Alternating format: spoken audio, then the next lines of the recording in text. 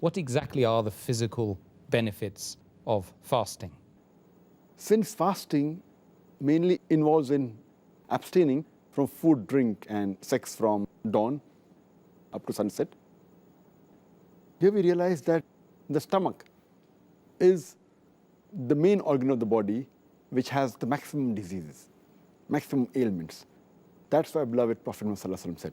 It's mentioned in Ibn Majah, volume number 4, hadith number 3349.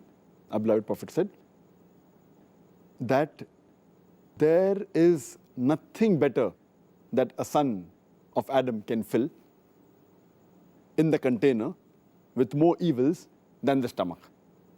It is sufficient for a man to be on his feet with a few morsels. But if he has to eat more, he can divide the stomach into 3 parts. 1/3 for the food, 1/3 for the drink, and 1/3 for his breath, or 1/3 for the air.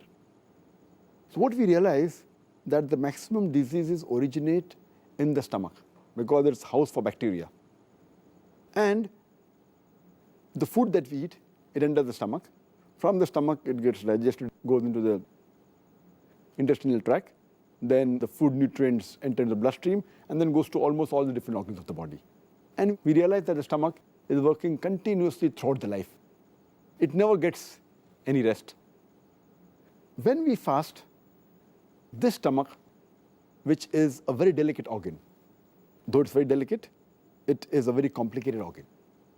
It's delicate, at the same time, it's very important. It keeps on working throughout the day. This organ, while we fast, when no food enters for several hours, it gets rest. And the toxins that are there in the body, they are removed, they are purged out.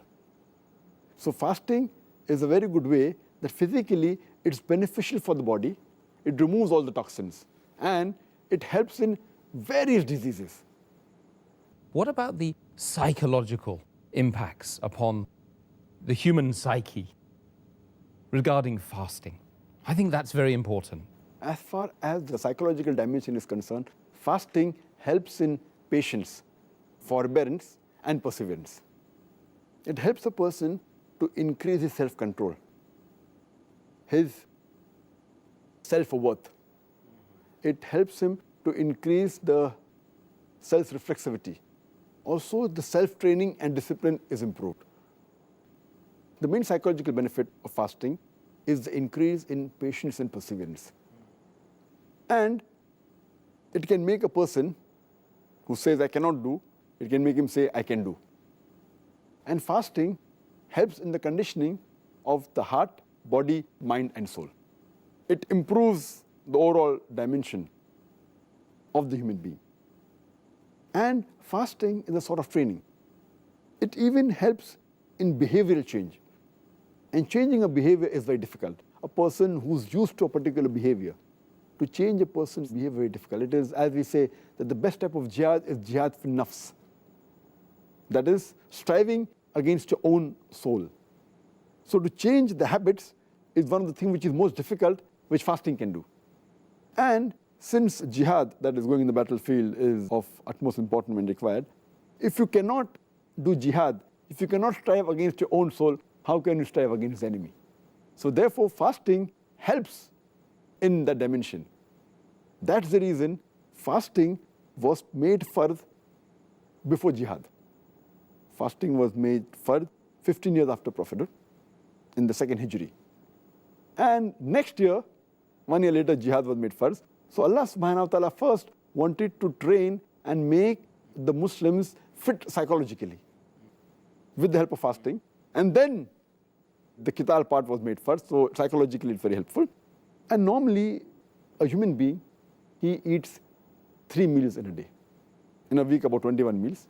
Now that is changed, that behavioral pattern of eating is changed to 2 meals, light meal late in the evening, early night, and before dawn. So the whole pattern is changed. And this helps in various psychological aspects, the training.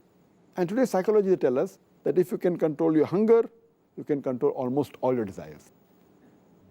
Actually, from the psychological aspect, myself, just to add something there, it was the fasting in the last week and a half of Ramadan, which changed it for me. It changed my mind totally. Alhamdulillah. And that's what actually led me to taking the Shahada. Alhamdulillah.